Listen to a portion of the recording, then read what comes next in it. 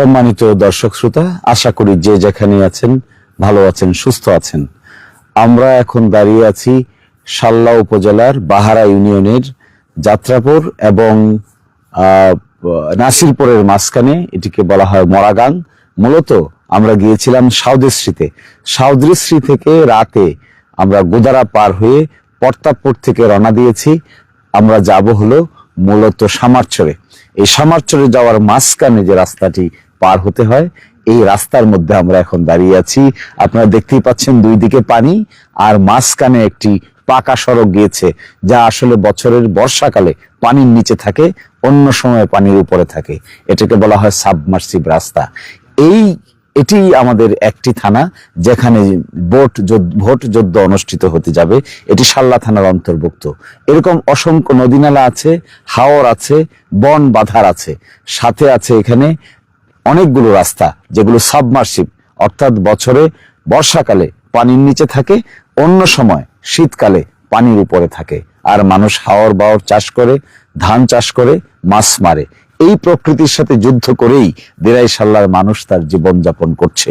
এখানে আমরা জনগণের কাছে যাচ্ছি, আমাদের এজেন্ডা তুলে ধরছি, তাদের কাছে বলার চেষ্টা করছি যে নতুন কিছু আমরা করতে চাই, চেহারা বদলাতে চাই, উন্নয়নের ছোঁয়া লাগাতে চাই। কেউ হয়তো গ্রহণ করছেন, কেউ হয়তো গ্রহণ করছেন না। সেটি প্রমাণিত হবে আগামী নির্বাচনে। আমরা সেটি বলার চেষ্টা করছি যে আমরা সকলকে সাথে নিয়ে, দল মত নির্বিশেষে সকলকে সাথে নিয়ে আমাদের এইখানকার এই অবস্থার একটি পরিবর্তন ঘটাতে চাই, যেখানে মানুষ তার রাস্তাঘাট এবং চলাচলের জন্য সঠিক রাস্তাঘাট পাবে, বেকারত্বের সমস্যা দূর হবে, একই সাথে ছাত্র ছাত্রীরা স্কুল কলেজ মাদ্রাসা সব জায়গায় পড়াশোনা করার সুযোগ পাবে, টেকনিক্যাল প্রতিষ্ঠান গড়ে উঠবে। কাজটি কিন্তু এত সহজ নয়। যে যাই বলছি না কেন, যত কথাই বলছি না কেন, যত প্রতিশ্রুতি আমরা দিতে চাচ্ছি না কেন, কাজটি কিন্তু বাস্তবে সম্পাদন করা এটি এত সহজ হবে না। সকলের সম্মিলিত প্রয়াস এবং প্রচেষ্টা ছাড়া এই ধরনের কাজ বাস্তবায়ন করতে গেলে যে চ্যালেঞ্জের মুখে পড়তে হবে, সেটিই হবে একজন ব্যক্তির জন্য সবচেয়ে বেশি চ্যালেঞ্জিং কাজ। তারপরেও আমরা চেষ্টা করছি, তারপরেও আমরা প্রতিশ্রুতি দিয়ে যাচ্ছি, তারপরেও আমরা নতুন কিছু করার চিন্তায় বিভোর হয়ে আছি।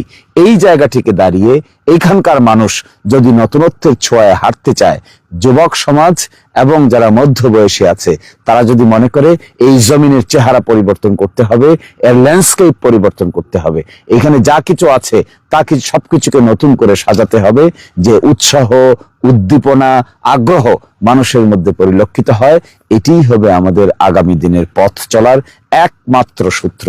এখানে রাজনৈতিক ব্যক্তিবর্গের চাইতেও মানুষ পছন্দ করে ব্যক্তিত্বকে, রাজনৈতিক দলের চাইতেও মানুষের ঝোঁক প্রবণতা থাকে ব্যক্তির দিকে। এখানে যারা অতীতে সংসদ সদস্য ছিলেন, তারা বাংলাদেশের বিখ্যাত মানুষজন ছিলেন।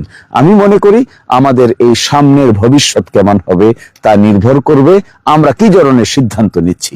আমরা যদি সঠিক সিদ্ধান্ত নিতে পারি, তাহলে আমাদের ভবিষ্যৎ হবে উজ্জ্বল।